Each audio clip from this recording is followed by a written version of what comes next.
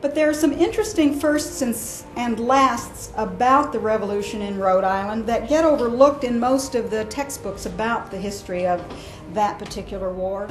And from the beginning, Rhode Island was in the thick of the American Revolution. It was the first to disavow allegiance to the king on May 4th, 1776. And after the war, we were the last to accept the Constitution, and we held out for the longest time because we really didn't want to have the war. George Washington saw his opportunity to take the city of Newport with the help of French vessels. The French fleet was anchored off of Newport for a week before they attempted to enter Narragansett Bay. In the middle of 1778, this war in the colonies changed in terms of its character. And it became an international war because France entered the American Revolutionary War. And so what that did is it really changed the dynamics of the conflict. Once more, my dear, I am permitted to write you. Great has been your disappointment, and great has been my sorrow. Grievous to bear because it came from my friends. But I beg not dispute at so great a distance.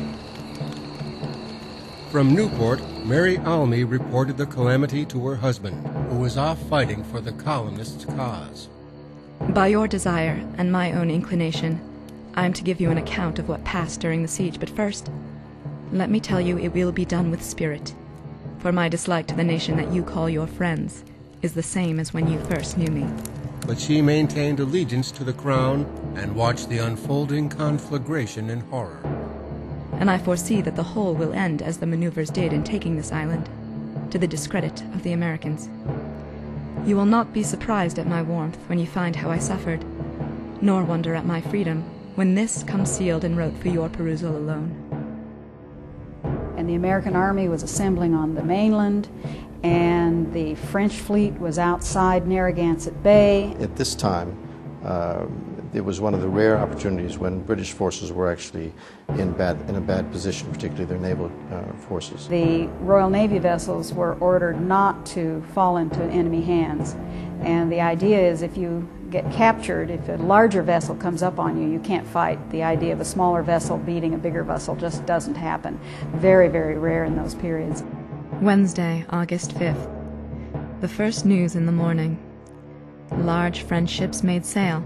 The others at the mouth of the harbor made signals of unmooring, which threw the frigate into confusion. Rather than being captured, what happened was that the captains deliberately sunk or burnt their vessels. The commander of the Cerberus ran the vessel aground and unloaded some of the supplies and set the vessel on fire. 3 other British vessels, the Lark, Orpheus, and Juno, were scuttled as more French ships approached. We have artifacts that have come from the site that show evidence of that burning. The fire caught the powder kegs and the ship exploded, and there's stories of debris being landing many miles away in some of the people's fields and houses on Aquidneck Island. Everything's gonna be fine. Mr. Almy, what a shocking disappointment to you. Just fine indeed. Can you keep up your spirits? Heaven, I hope, will support you. All of the captains of the ships that were lost in Rhode Island went to New York, and they stood court-martial down there, and they were all exonerated because they had been ordered not to allow their ships to fall into enemy hands.